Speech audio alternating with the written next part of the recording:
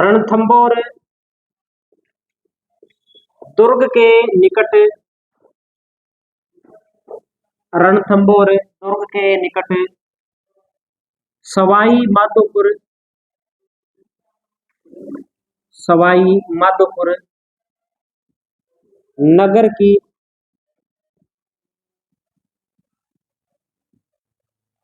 स्थापना की। रणथंभौर दुर्ग के निकट सवाई माधोपुर नगर की स्थापना की।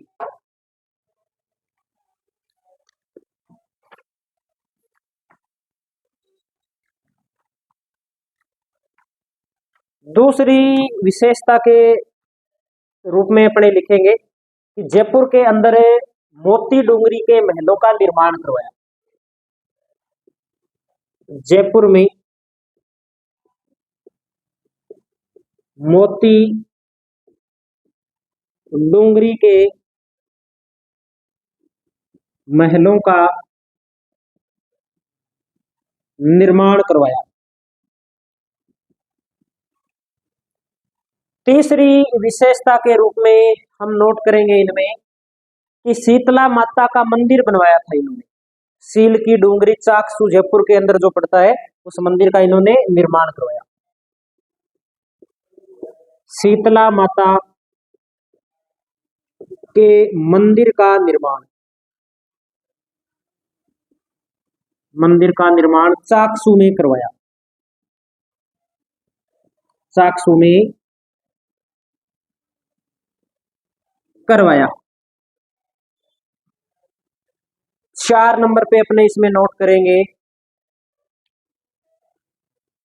कि इनका ना एक कुर्ता पजामा है वो सिटी पैलेस के अंदर सुरक्षित है। और एक आध बार प्रश्न भी आया हुआ है इस बारे में कि 7 फीट लंबा और 4 फुट चौड़ा कुर्ता पजामा किस शासक का है जो सिटी पैलेस के अंदर सुरक्षित है? तो किसका है? माधो सिंह का। इनका 7 फीट लंबा तथा 4 फीट चौड़ा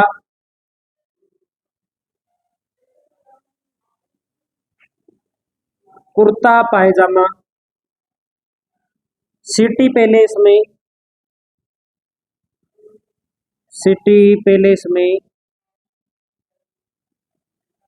सुरक्षित है। तो ये अपने सवाई माधो सिंह की सांस्कृतिक उपलब्धियां हो गई। 4 बातें हैं। सवाई माधोपुर नगर की स्थापना, मोती डूंगरी के महलों का निर्माण, शीतला माता के मंदिर का निर्माण और एक इनका जो कुर्ता पजामा सिटी पैलेस में सुरक्षित है। इसके साथ में अपने सवाई माधो सिंह कंप्लीट होता है। अब अपने आगे बात करें तो सवाई माधो सिंह का पुत्र इनके बाद में राजा बनता है सवाई पृथ्वी सिंह सेकंड, जिनका कोई भी इतिहास के अंदर अपने को योगदान देखने को मिलता नहीं, इसलिए उन्हें पढ़ने की हमें आवश्यकता नहीं है। और इनके बाद में सवाई पृथ्वी सिंह सेकंड है। इनका शासनकाल अपने को मिलता है 10 साल का शासनकाल है, 1768 से 1778 तक। कोई भी योगदान नहीं है इतिहास में। इनकी मृत्यु के बाद में इनका छोटा भाई राजा बनता है सवाई प्रताप सिंह। सवाई प्रताप सिंह एक महत्वपूर्ण शासक है आमेर के, जयपुर के। इनके बारे में अपने को पढ़ना है। तो अगली हेडिंग लगाते हैं अपने सवाई प्रताप सिंह। सवाई नाम लिखवाएं क्या उनका? कोई प्रश्न तो आएगा नहीं, कभी आज तक आया नहीं है। सवाई प्रताप सिंह पढ़ते हैं। सवाई प्रताप सिंह, सवाई प्रताप सिंह का शासनकाल 1778 से 1803। 1778 से 1803। इनके बारे में क्या बातें हमें याद रखनी? मराठों के सबसे ज्यादा आक्रमण सवाई प्रताप सिंह के काल में जयपुर पर हुए। एक बात तो ये ध्यान में रखनी। दूसरी बात, इन्होंने 1787 के अंदर दौसा के अंदर एक युद्ध लड़ा था, तुंगा का युद्ध। इस तुंगा के युद्ध के अंदर इन्होंने मराठों को पराजित किया था। जब मराठों को पराजित किया था, मराठों को पराजित करने के बाद में 1790 यानी कि 3 साल बाद में फिर एक युद्ध होता है, पाटन का युद्ध। इस युद्ध के अंदर मराठे हैं वो सवाई प्रताप सिंह को पराजित कर देते हैं, और इस युद्ध के बाद में क्या मराठे सवाई प्रताप सिंह पर टैक्स लगा देते हैं कि आपको सालाना इतना टैक्स है वो देना पड़ेगा। सवाई प्रताप सिंह टैक्स देते हैं, लेकिन टैक्स देते देते ये क्या हो जाते हैं, 5-7 साल जब टैक्स देते हैं परेशान हो जाते हैं, और ये सोचते हैं कि क्यों न मराठों के साथ में एक और युद्ध लड़ा जाए, और इस टैक्स देने वाली जो प्रथा है इससे क्या मिल जाए, अपने को मुक्ति मिल जाए। तो इसलिए एक ये युद्ध की योजना बनाते, लेकिन जिसे अपने बोलते हैं मालपुरा का युद्ध।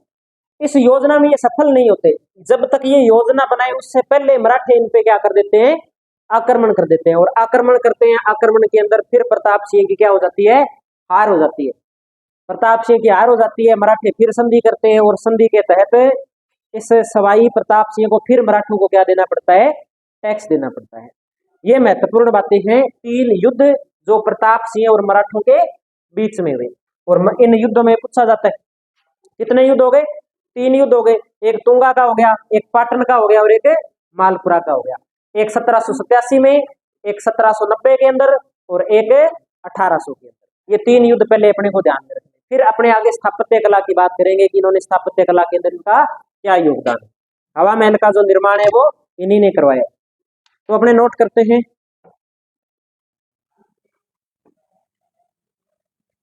मराठों के सर्वाधिक आक्रमण,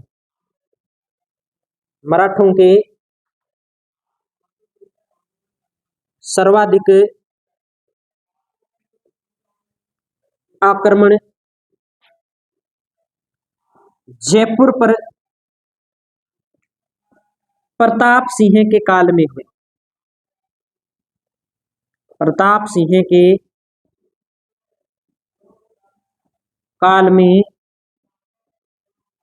हुए। एक बात तो ये कई बार पूछी गई कि मराठों के सर्वाधिक आक्रमण जयपुर रियासत पर किसके काल में हुए, तो किसके काल में हुए, सवाई प्रताप सिंह के काल में। अब युद्धों की बात कर लेते हैं, 3 महत्वपूर्ण युद्ध। पहला युद्ध पढ़ते हैं तुंगा का युद्ध।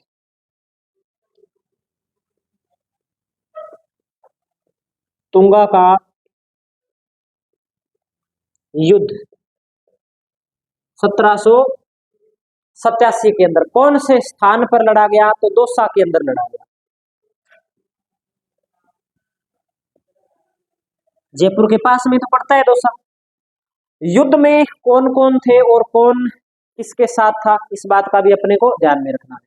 तो एक तरफ है सवाई प्रताप सिंह, और सवाई प्रताप सिंह का सहयोग कर रहा होता है अपने मारवाड़ का शासक विजय सिंह। एक मुगल सेनापति भी इनका सहयोग करता है। तो एक तरफ तो लिखते हैं सवाई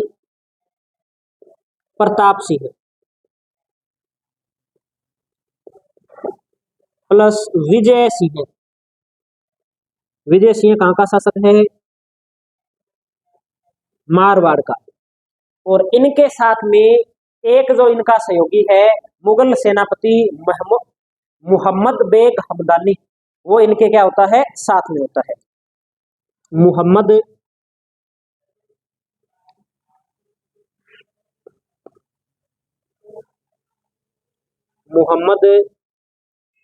बेग हमदानी मुगल सेनापति था, ये सवाई प्रताप सिंह का सहयोग कर रहा होता है। और सामने कौन होते हैं, मराठा सेना, और मराठा सेना का नेतृत्व कर रहा होता है मेहाद जी सिंधिया।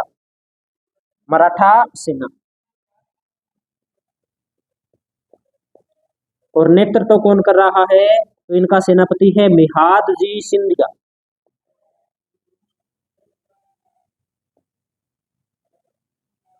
मेहाद जी सिंधिया। इस युद्ध में प्रताप सिंह की जीत हो जाती है, मेहाद जी सिंधिया या मराठा सेना की क्या होती है, हार होती है। और जब इस युद्ध में हार हो जाती है, और हार के बाद में जब मराठे भागते हैं, तो भागता हुआ मेहाद जी सिंधिया कहता है कि यदि मैं जीवित रहा तो एक दिन जयपुर को धूल में मिला दूंगा, मिट्टी में मिला दूंगा। ये कथन कई बार पूछा जाता है कि यदि मैं जीवित रहा तो जयपुर को धूल में मिला दूंगा। ये कथन किसका है, तो ये कथन किसका है, मेहाद जी सिंधिया का है। लिख देते हैं अपने, युद्ध से भागते हुए मेहाद जी सिंधिया का कथन। युद्ध से भागते हुए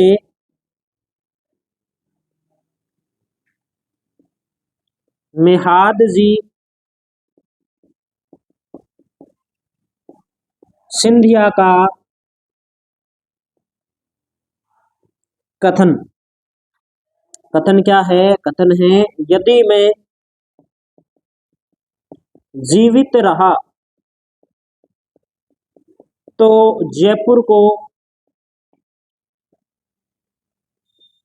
धूल में मिला दूंगा।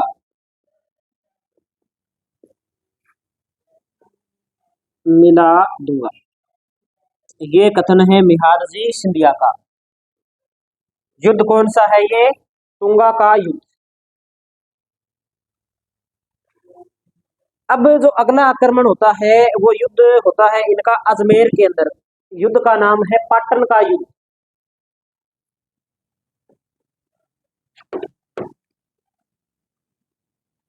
पाटन का युद्ध।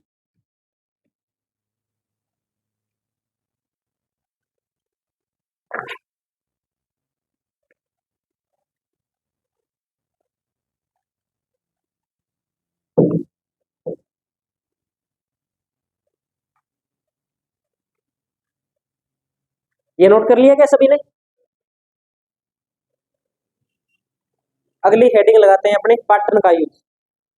पाटन के युद्ध में कौन कौन किस ओर से लड़ता है? पाटन का युद्ध 1790 अजमेर में ये युद्ध लड़ा गया। पाटन का युद्ध 1790 अजमेर। एक तरफ है सवाई प्रताप सिंह और इनका साथ दे रहा है इस्माइल बेग।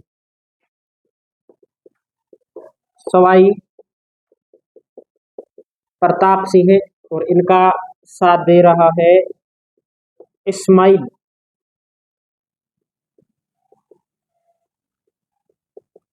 बेग। और दूसरी तरफ है मराठा सेना। और मराठा सेना का जो नेतृत्व कर रहा है, नेतृत्व करने वाले व्यक्ति का नाम है डी बोई। फ्रांस का रहने वाला है डी बोई और मराठा सेना का सेनापति बनाकर इसे यहाँ पर भेजा जाता है। क्वेश्चन भी आ चुका है कि पाटन के युद्ध के अंदर मराठा सेना का नेतृत्व किसने किया? तो किसने किया? डी बोई ने किया। तो लिख दीजिए सेनापति इसका डी बोई। डी बोई फ्रांसीसी सेनापति। फ्रांसीसी सेनापति। अब कुछ लोग सोच रहे हैं फ्रांस वाले इधर किधर आ गए, क्या लेने आए इधर? तो जैसे अंग्रेज आए थे, अंग्रेजों के जब अंग्रेज आए थे उस दौरान फ्रांसीसी भी आए थे, पुर्तगाली भी आए थे। उन्होंने भी भारत के कुछ स्थानों पर कब्जा किया था।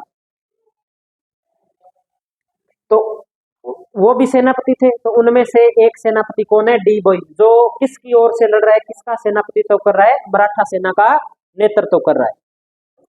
इस युद्ध के अंदर प्रताप सिंह की हार होती है और डी बोई या मराठा सेना की क्या होती है? जीत होती है। और जैसे ही मराठे जीतते हैं, मराठे जीतने के बाद में क्या है? जयपुर से हर्जाने के रूप में क्या है? धनराशि मांगते हैं कि आपके कारण हमारे इतने रुपए का नुकसान हुआ है, आप इतनी धनराशि प्रति वर्ष हमें देंगे। और हमें पता है कि जब कोई युद्ध हारता है और जब संधि होती है तो संधि जीतने वाले के शर्तों के ऊपर ही होती है, हारने वाले को तो वो शर्तें क्या सारी माननी पड़ती है। तो लिखेंगे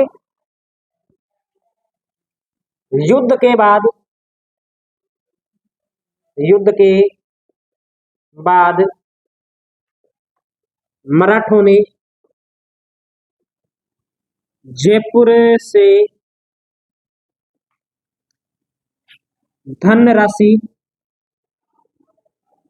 वसूली। और ये जो धनराशि वसूली ये प्रति वर्ष ली जाती थी हर्जाना, यानी कि प्रति वर्ष आपको इतने रुपए मराठों को देने ही होंगे, तो मराठे आक्रमण नहीं करेंगे, इस शर्त के ऊपर। अब हर साल पैसे देते, तो पैसे दे दे करके क्या है ये परेशान हो गया सवाई प्रताप सिंह। और सवाई प्रताप सिंह क्या करता है? अब सोचता है कि हमें क्या है कि मराठों से युद्ध लड़ना चाहिए, हो सकता है कि हम मराठों को पराजित कर दें, तो हमें क्या है मराठों को पैसे नहीं देने होंगे। अब अपने उससे पहले अगर एक बात और करें तो अपने एक अंग्रेजी कमांडर पढ़ते हैं जॉर्ज थॉमस। जॉर्ज थॉमस, ये जो जॉर्ज थॉमस है, इसने लगभग बड़ी बड़ी रियासतें, उन सभी रियासतों के ऊपर क्या आक्रमण किया। तो इसने क्या 1798 के अंदर एक आक्रमण है जयपुर रियासत पर किया था। इससे ज्यादा कोई प्रश्न नहीं बनता, सिर्फ इतना ही एक आध बार प्रश्न है कि जॉर्ज थॉमस का जयपुर पर आक्रमण किस वर्ष हुआ। तो 1798 में हुआ। उस समय अगर पूछ ले कि जयपुर का शासक कौन था, सवाई प्रताप सिंह था। युद्ध में क्या हुआ, कौन हारा कौन जीता, कोई इतिहास में ज्यादा इसका उल्लेख मिलता नहीं। तो हम सिर्फ एक लाइन में नोट करेंगे कि 1798 में जयपुर पर जॉर्ज थॉमस ने आक्रमण किया। एक बात तो हम ये याद रख लेंगे। दूसरी बात, टैक्स कौन ले रही है प्रताप सिंह से, मराठे ले रहे हैं। और देखो 1790 में टैक्स देने लगा था, और अब जो समय हो गया है वो लगभग 1800 ईस्वी का हो गया है। और टैक्स दे दे करके 10 सालों के अंदर क्या है, ये प्रताप सिंह परेशान हो गया। तो प्रताप सिंह क्या करता है, युद्ध की तैयारी करता है। और युद्ध कौन सा होता है, मालपुरा का युद्ध। मालपुरा कहाँ पड़ता है, मालपुरा पड़ता है टोंक में। तो हमें दो बातें लिखते हैं। एक बात तो हम ये लिखते हैं कि मराठों को टैक्स देने से, प्रतिवर्ष टैक्स देने से परेशान होकर के क्या है, प्रताप सिंह ने युद्ध लड़ने का निश्चय किया। और युद्ध कौन सा होता है, मालपुरा का युद्ध होता है। कब होता है, तो 1800 ईस्वी के अंदर होता है।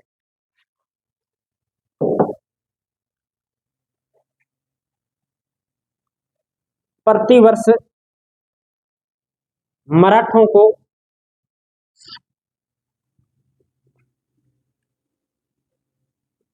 टैक्स देने से परेशान होकर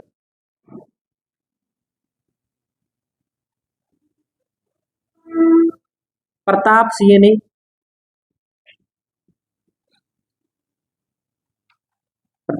ने युद्ध का निश्चय किया।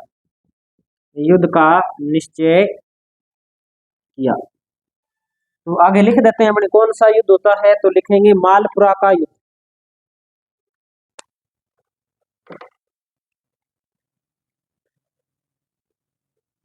मालपुरा का युद्ध।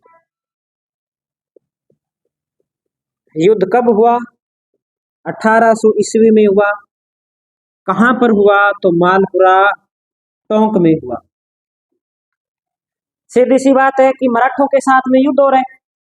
एक तरफ है सवाई प्रताप सिंह, और प्रताप सिंह का सहयोगी है भीम सिंह, जो मारवाड़ का शासक है। और दूसरी तरफ है मराठा सेना, और मराठा सेना का नेतृत्व कर रहा है दौलत राज सिंधिया। इस युद्ध के अंदर फिर प्रताप सिंह की क्या हो जाती है, हार हो जाती है। और हार के बाद में फिर मराठों को क्या देना पड़ता है, टैक्स देना पड़ता है। इस टैक्स के चक्कर के अंदर ही, टैक्स देता देता है बेचारा 1803 के अंदर जो सवाई प्रताप सिंह ये पूरा हो जाता है। टैक्स ही देता है जिंदगी भर, कमा के दूसरों को दिया, खुद के पास कुछ नहीं रहा। एक जाता जाता एक काम ठीक कर गया कि हवा महल बना गया जयपुर का। तो लिखते हैं सवाई प्रताप सिंह सहयोगी है भीम सिंह। भीम सिंह कहाँ का शासक है, मारवाड़ का शासक है। सामने कौन है युद्ध में, तो मराठे, और मराठा का नेतृत्व कर रहा है दौलत राज सिंधिया। वसुंधरा राजे सिंधिया इन्हीं के परिवार से तो नहीं है कहीं, वो भी सिंधिया ही है। इस युद्ध में कौन जीतते हैं, मराठे जीतते हैं। सवाई प्रताप सिंह के और भीम सिंह की इस युद्ध में क्या हो जाती है, हार हो जाती है। और हार के बाद फिर टैक्स देना पड़ता है।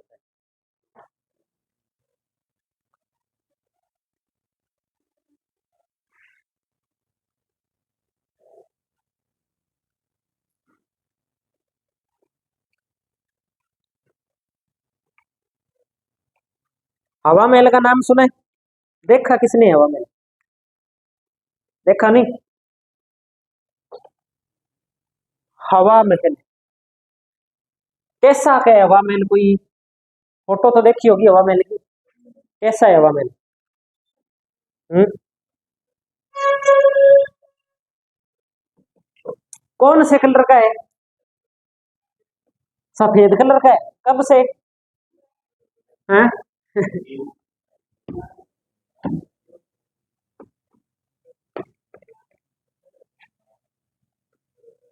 बताओ कौन से कलर का है? लाल, पीला, नीला, हरा, गुलाबी। हम्म? गेरुए कलर का है। अपनी क्लास जहाँ अपलोड होती है उस पे जो फोटो लगी हुई है ना, उस पे लिखा है जयपुर का इतिहास, उसकी हवा महल की फोटो है वो। तो देख लेना उसका कलर कौन सा है। ठीक है, तो लिखते हैं स्थापत्य कला। स्थापत्य कला। स्थापत्य कला में एक नंबर पे लिखेंगे हवा महल का निर्माण। हवा महल का निर्माण। यह क्लास देखी नहीं किसी ने? किसने देखी है क्लास? किसी ने नहीं देखी? कौन देखता है? एक दो तीन, बाकी वो पता ही नहीं होगा ना। पता है? हवा महल का निर्माण किसने करवाया? प्रताप सिंह ने करवाया। कब करवाया? 1799 ईस्वी के अंदर इसका निर्माण करवाया। इसका निर्माण क्यों करवाया गया था? क्या उद्देश्य था अभी इसके निर्माण का? इसके निर्माण का उद्देश्य था कि जैसे कोई तीज त्योहार या कोई गणगौर जो पर्व होते हैं ना, जब ये पर्व होते थे तब इनकी सवारियां निकाली जाती थी।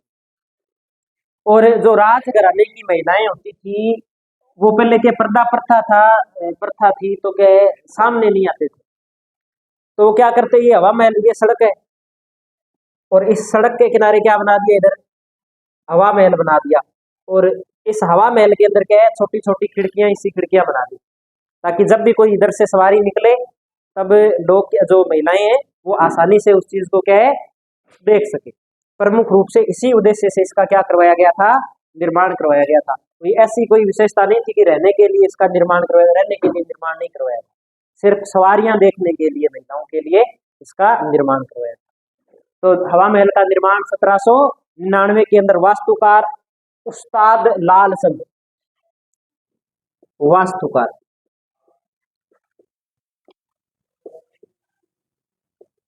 उस्ताद लालचंद वास्तुकार थे इनके। आकृति कैसी है भाई इसकी?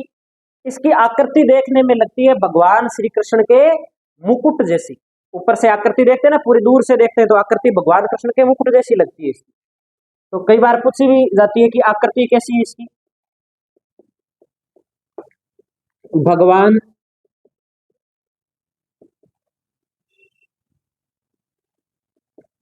कृष्ण के मुकुट जैसी आकृति, मुकुट जैसी इसकी आकृति है। और क्या विशेषता है इसकी?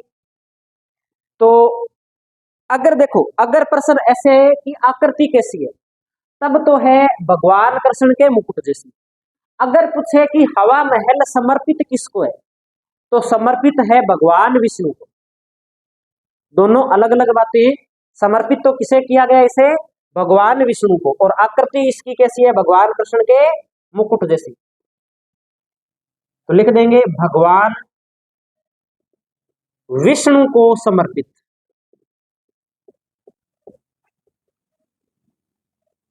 कितने मंजिला है हवा महल? कितने मंजिलें हैं हवा महल की? तो हवा महल की मंजिलें हैं 5। 5 मंजिला है हवा महल। लिख दीजिए मंजिलें 5। कई बार तो ये भी पूछ लिया जाता है कि पहली मंजिल का नाम क्या है, दूसरी मंजिल का नाम क्या है, तीसरी मंजिल का नाम क्या है। हालांकि उसे कल्चर में पढ़ना मेरे हिसाब से ज्यादा सही रहेगा, क्योंकि कल्चर में हवा महल पढ़ना ही पढ़ना होता है। या लिखनी है तो मैं लिखवा देता हूँ, लिखवा दूं क्या? लिखो फिर, एक नंबर पे लिखो, एक नंबर पे लिखो शरद मंदिर। एक नंबर पे शरद मंदिर। 2 नंबर पे आप लिखो शरद मंदिर के बाद में आप 2 नंबर पे लिखो रतन मंदिर। रतन मंदिर। 3 नंबर पे आप लिखिए विचित्र मंदिर।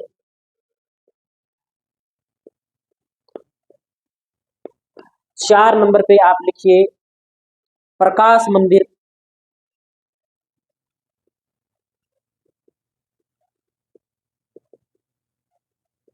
और 5 नंबर पे आप लिखिए हवा मंदिर या हवा महल भी बोलते हैं, हवा महल।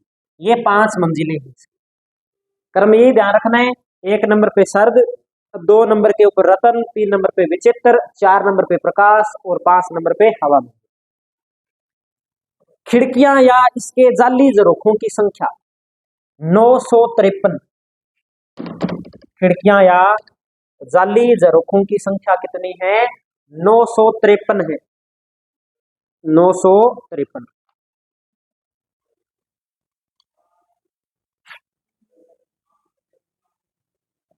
खिड़कियां या जाली झरोखे 953, ये अपने को ध्यान में रखना। आगे अपने बात करें इसके बाद, ये तो निर्माण कार्य के अंदर इनकी स्थापत्य कला के अंदर प्रमुख रूप से ये एक ही बात अपने को ध्यान में रखनी है। अब अपने बात करते हैं साहित्य की। तो प्रताप सिंह खुद विद्वान आदमी था और खुद ग्रंथ लिखता था, कविताएं लिखता था। तो एक तो इन इनकी जो खुद की जो कविताएं लिखी गई है वो किस नाम से लिखी गई है, एक तो ये बात अपने को ध्यान में रखनी है। तो स्वयं की कविता ब्रजनिधि के नाम से लिखी जाती थी। खुद विद्वान आदमी था, अपने दरबार के अंदर विद्वान रखता था। इसके दरबार के अंदर है ना, वो एक गंधर्व 22 नाम से क्या है एक कमेटी बनाई हुई थी, उसके अंदर 22 विद्वान, कोई संगीत का है, कोई कविता का है, कोई ग्रंथ लिखने के अंदर माहिर है। इस प्रकार से कितने विद्वान व्यक्ति थे उसके अंदर? 22 विद्वान व्यक्ति थे। कई बार प्रश्न आता है कि गंधर्व 22 का गठन किस या गंधर्व 22 का संबंध किसके दरबार से था? तो किसके दरबार से था? प्रताप सिंह के दरबार से था। पहले तो लिखते हैं, लिखिए साहित्य, आगे हेडिंग लगाते हैं अपने साहित्य।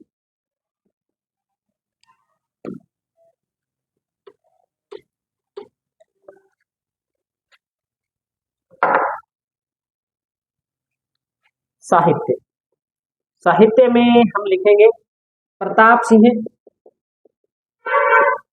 समय ब्रज निधि के नाम से कविता लिखता था। इसके गुरु की बात करें, प्रताप सिंह का गुरु, इसके 2 गुरुओं के बारे में अपने को ध्यान में रखना। कितने गुरुओं के बारे में ध्यान में रखना है? 2 गुरु। एक गुरु अपने बात करें कि संगीत गुरु कौन था? संगीत गुरु था चांद खां। एक तो कौन है? संगीत गुरु। संगीत गुरु है चांद खां, जो संगीत सिखाता है। और एक है काव्य गुरु, जो कविता की रचना करना सिखाता है, कविताओं की जानकारी देता है, काव्य गुरु गणपति भारती। काव्य गुरु कौन है? गणपति भारती।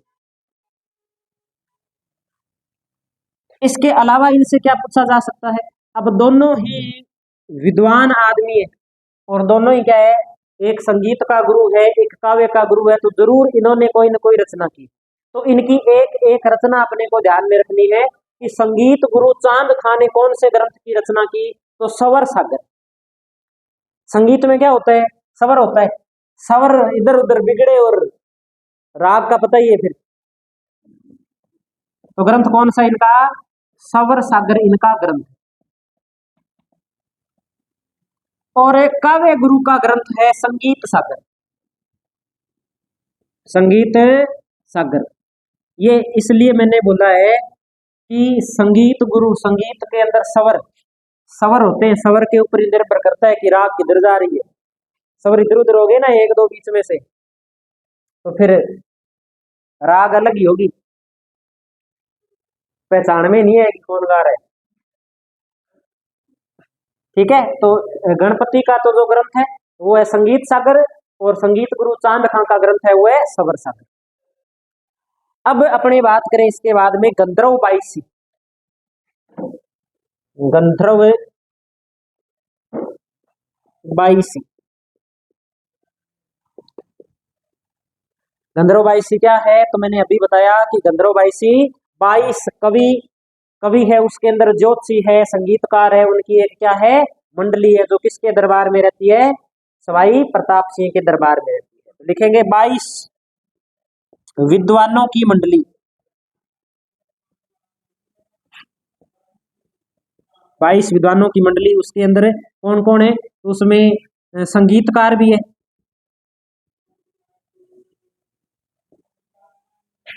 कवि भी है, चित्रकार भी है,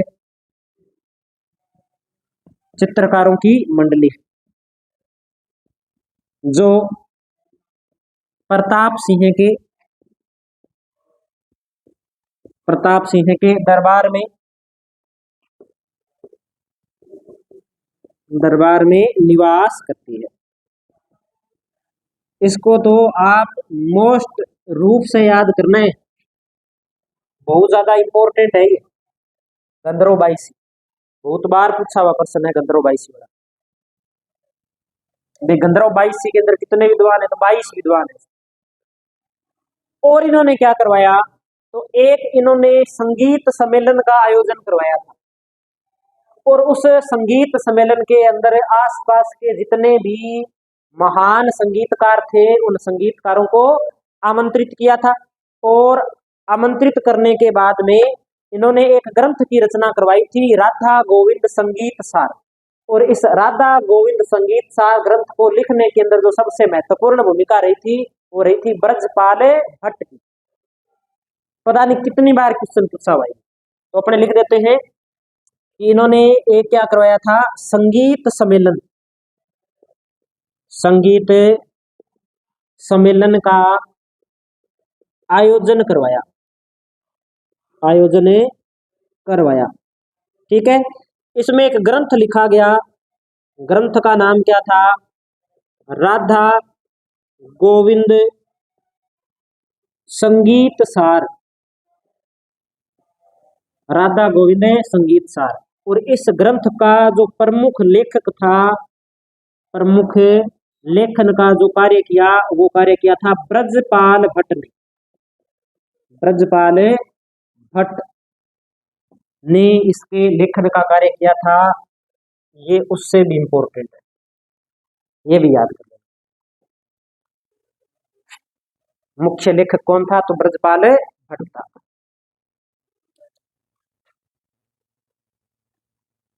अपने जब लोक नाट्य पढ़ते हैं ना कला संस्कृति के अंदर, जब एक लोक नाट्य आता है तमाशा, तमाशा लोक नाट्य जयपुर का प्रसिद्ध लोक नाट्य, तब हम उसके अंदर पढ़ते भी है कि तमाशा लोक नाट्य की जो शुरुआत है वो किसके काल में हुई थी? वो प्रताप सिंह के काल में हुई थी, और इसका प्रमुख कलाकार कौन था? बंशीधर भट्ट था।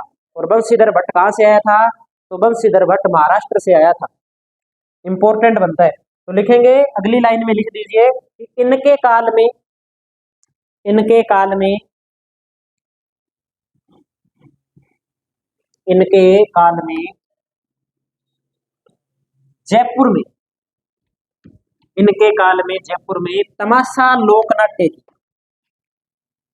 तमाशा लोक नाट्य की शुरुआत हुई। और तमाशा लोक नाट्य का जो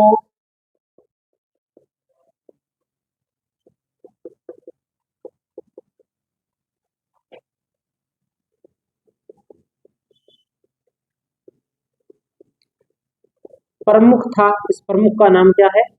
बंशीधर भट्ट, महाराष्ट्र से आया था। एक ये बात याद रखिए, जब चित्रकला पढ़ते हैं कला संस्कृति के अंदर, तब हम पढ़ते हैं कि जयपुर चित्रकला का स्वर्ण काल किसका काल कहलाता है? तो फिर प्रताप सिंह का नाम आता है। तो लिख देंगे जयपुर चित्रकला का स्वर्ण काल प्रताप सिंह का काल था। जयपुर चित्रकला का स्वर्ण काल,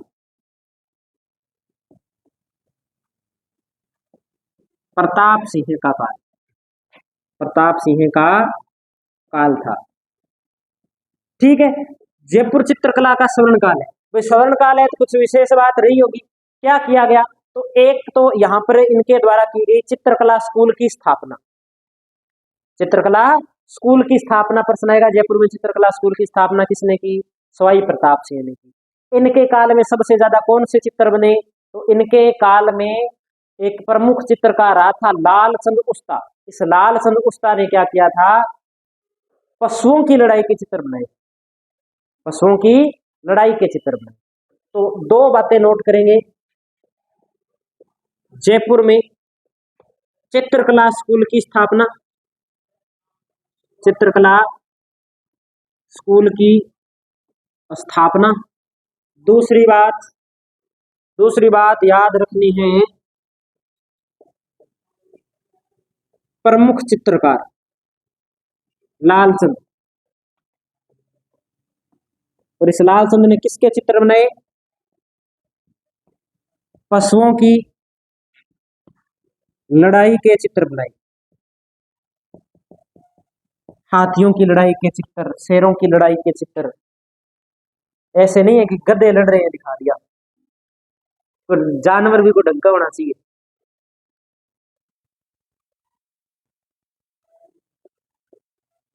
लड़ने को तो कुत्ते लड़ते हैं, कौन देखता है, लेकिन दो हाथी लड़े तो देखते हैं सारे कि आज देखो हाथी लड़ रहे हैं, है ना। पड़ोसी लड़ते हैं तभी देखते हैं कि पड़ोसी में कौन कौन लड़ रहा है।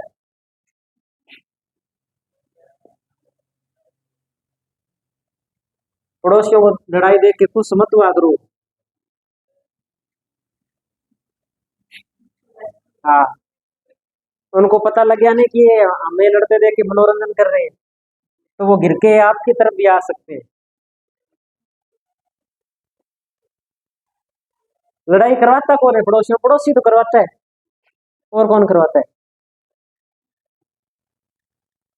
चलो ये कर लिया नोट अपने। अब अपने इनके बारे में जो पढ़ने वाली बात है वो ये है। अब नई हेडिंग लगा दीजिए आप। टाइम हो गया क्या आज का? या पड़ा है अभी टाइम? अपने रिपीट कर लेंगे। आगे हेडिंग लगा के छोड़ दीजिए, महाराजा जगत सिंह द्वितीय। महाराजा महाराजा जगत सिंह सेकंड। शासनकाल लिख दीजिए महाराजा जगत सिंह सेकंड का 1803 से 1818, 1803 से 1818। इनके बारे में अपने कल बात करेंगे। आज हम वापस रिपीट कर लेते हैं सवाई प्रताप सिंह को। आज हमने शुरू कहाँ से किया था? माधो सिंह की सांस्कृतिक उपलब्धियों से शुरू किया।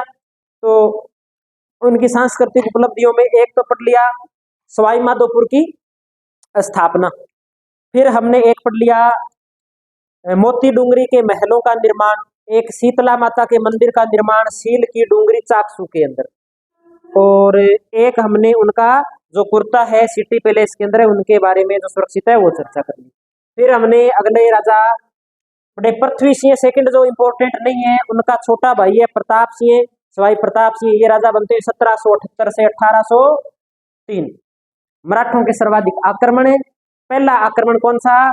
एक तो युद्ध कौन सा पड़ा सबसे पहला? 1787 के अंदर, जिसके अंदर प्रताप सिंह की जीत होती है। फिर 1790 के अंदर मराठों की जीत होती है। फिर 1798 के अंदर जॉर्ज थॉमस का आक्रमण, और उसके बाद में 1800 के अंदर फिर मराठों का आक्रमण और मराठों की जीत। फिर 1799 के अंदर हवा महल का निर्माण, 953 जाली झरोखे 5 मंजिला इमारत, और वास्तुकार कौन था? लालचंद उस्ता या उस्ताद बोलते हैं अपने। और इसमें क्या पड़ा? मंजिल कितनी है? 5। आकृति कैसी है? भगवान कृष्ण के मुकुट जैसी, समर्पित भगवान विष्णु को। ये बात अपने को ध्यान में रखना है। बनवाया क्यों था? बनवाया था कि जो राजघराने की महिलाएं हैं वो कोई तीज त्योहार जो भी कोई उनकी सवारी होती है उस सवारी को देख सके। और उसके बाद में हमने पढ़ा कि ये खुद ब्रजनिधि के नाम से कविता लिखते थे। दो गुरु पढ़ लिए इनके, एक तो गणपत जी और एक कौन से पढ़ लिए, चांद खां। चांद खां संगीत गुरु, ग्रंथ कौन सा, संगीत अपने सवर सागर। और गणपत जी का ग्रंथ कौन सा है जो काव्य गुरु है, संगीत सागर। उनका सवर सागर, इनका संगीत सागर। फिर ब्रजनीति वो गंधर्व बाईसी, गंधर्व बाईसी के अंदर 22 प्रमुख विद्वान। और फिर हमने पढ़ा संगीत सम्मेलन, कौन सा ग्रंथ है, राधा गोविंद संगीत सार। और उसका प्रमुख लेखक कौन है, ब्रजपाल भट्ट, ये याद रखना है। और तमाशा लोकनाट्य की शुरुआत, और उसके बाद में प्रमुख अपने तमाशा लोकनाट्य का कौन था, बंशीधर भट्ट। जयपुर चित्रकला का स्वर्ण काल, और जयपुर चित्रकला स्कूल की स्थापना, और प्रमुख चित्रकार लालचंद। और चित्र किसका प्रसिद्ध है, पशुओं की लड़ाई के चित्र। ऐसे रट्टा मार देना शुरू से लेके अंत तक, कुछ नहीं करना हो, अपने आप प्रश्न सही हो जाएगा। समझ में आए तो ठीक है, नहीं आए तो रट्टा मार दो, अपने को नंबर चाहिए, इतना ही काम है। और इतनी गारंटी है कि इससे बाहर नहीं जाएगा, आएगा इसके अंदर से। आज इतना करते हैं, बाकी अगली क्लास में करते हैं।